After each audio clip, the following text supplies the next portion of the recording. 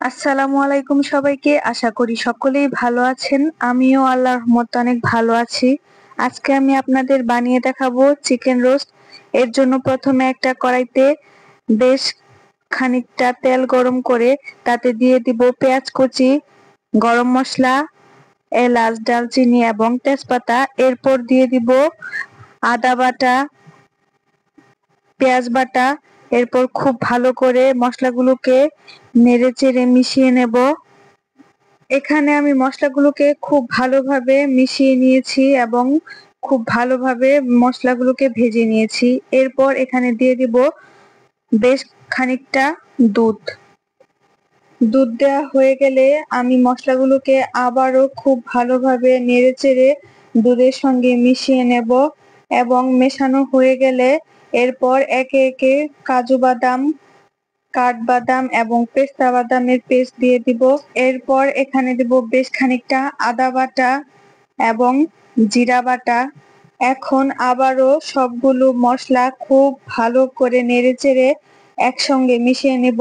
এরপর দিয়ে দিব স্বাদ মতো লবণ, দিয়ে দিব মরিচের গুঁড়া। আমরা এখানে কোনো হলুদের গুঁড়া ব্যবহার করব না, যেহেতু আমরা মিষ্টি রোস্ট করব, তাই এখানে আমরা কোনো হলুদের গুঁড়া ব্যবহার করব না। আপনারা চাইলে ঝাল রোস্ট করলে এখানে হলুদের গুঁড়া এবং মরিচের গুঁড়া সবই দিতে পারেন। এরপর এখানে দিয়ে দিব পরিমাণ মতো টমেটো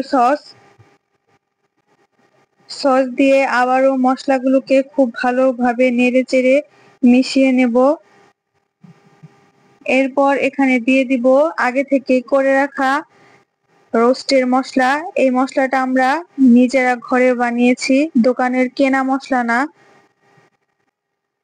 এখন সবগুলোকে খুব ভালোভাবে মিশিয়ে এখন এতে দিয়ে দিব আগে থেকে ভেজে চিকেনের পিসগুলোকে। এবার এখানে দিয়ে দিব। আমরা চিকেনের পিসগুলোকে আগেই ভেজে নিয়েছি, সেটা ভিডিওতে দেখানো হয়নি। আপনারাও রোস্টগুলোকে শুধু একটু লবণ দিয়ে খুব ভালো করে ডুবো তেলে ভেজে নেবেন। এবার একে একে সবগুলো রোস্ট আমরা এখানে দিয়ে দিচ্ছি।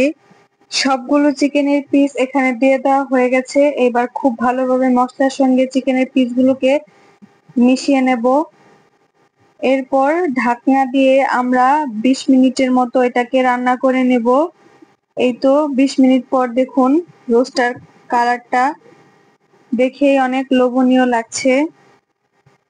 তো আজকের মতো এখানেই বিদায় নিচ্ছি। আশা করি আপনাদের আমার এই রেসিপিটা ভালো লেগেছে। ভালো লাগলে অবশ্যই আমার চ্যানেলটাকে সাবস্ক্রাইব